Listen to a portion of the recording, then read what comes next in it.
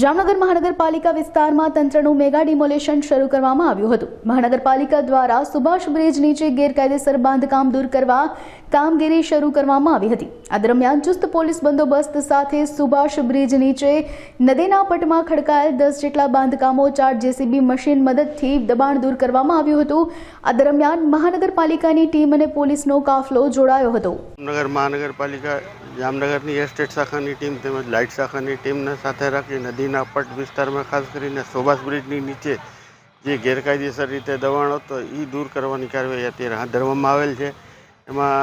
98,845 ફૂટ જેવી જગ્યા ઉપર ગેરકાયદેસર રીતે એન્ક્રોચમેન્ટ કરવામાં આવેલ હતો, જેના ઉપર 54,000 ફૂટ જેવો ગેરકાયદેસર બાંધકામ હતો અને હાલે એ દૂર કરવાની કાર્યવાહી હાથ ધરવામાં આવેલ છે અને પૂરતા સંખ્યામાં પોલીસ બંદોબસ્ત મેળવવામાં આવેલ છે, જેને લીધે અહીંયા કોઈ અવાંછનીય બનાવ ન બને અને વ્યવસ્થિત રીતે ડિમોલિશન થઈ જાય એના માટે पुलिस व्यवस्था પણ રાખવામાં આવેલ છે। जामनगर शहर में अलग अलग जगह જે ગેરકાયદેસર જે દબાણ છે આ દબાણને હટાવવાની કામગીરી અત્યારે જેએમસી દ્વારા ચાલુ કરવામાં આવેલ છે અને આ ગેરકાયદેસર જે દબાણ છે આને હટાવવામાં આજ આપણે બચ્ચુનગરમાં આ બધી જે પ્રક્રિયા છે આ ચાલુ છે અને અહીંયા ઘણા બધા જે ગેરકાયદેસર જે દબાણ હતા એ દબાણ અત્યારે જેએમસી દ્વારા ઉપાડવામાં આવે છે। લગભગ 1 લાખ સ્ક્વેર ફીટની આસપાસની જે જગ્યા છે આ લગભગ આની કિંમત 10 થી 15 કરોડની આસપાસની આની કિંમત છે। આ જગ્યા ખુલ્લી કરવામાં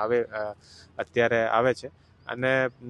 અત્યારે જે જામનગર શહેરમાં અલગ અલગ જગ્યા જેએમસી દ્વારા જે પણ ગેરકાયદેસર બાંધકામ છે જેને કારણે ટ્રાફિકની સમસ્યા ઊભી થતી હોય છે અને અત્યારે તમે જોવો છો કે જે જગ્યા દબાણ કાર્ય છે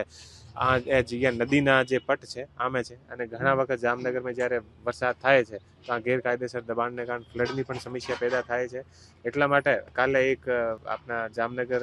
શહેરના મ્યુનિસિપલ કમિશનર સાહેબ સાથે અને અમે એક જોઈન્ટ વિઝિટ અલગ અલગ જગ્યા કરી હતી જે જગ્યા વધારે ટ્રાફિકની સમસ્યા આવે છે અને વરસાદના સમયમાં નદીમાં દબાણને કારણે જે બાઢની સમસ્યા આવતી હોય આ માટે અમે અલગ અલગ ડ્રાઈવનું આયોજન કરીને અને ગેરકાયદેસર દબાણ હટાવવાનો છે। અત્યારે આજે જે છે આ જગ્યા આ ડ્રાઈવ ચાલે છે અને અહીંયા કોઈ પણ કાયદો અને વ્યવસ્થાની પરિસ્થિતિ ના બને એટલા માટે પોલીસનો પૂરતો બંદોબસ્ત ડીવાયએસપી સિટી, એલસીબી અને એસઓજી અને સિટી એ ડિવિઝનના નેતૃત્વમાં આપેલ છે અને શાંતિપૂર્ણ રૂપથી બધું બાંધકામ દૂર કરવામાં આવે છે।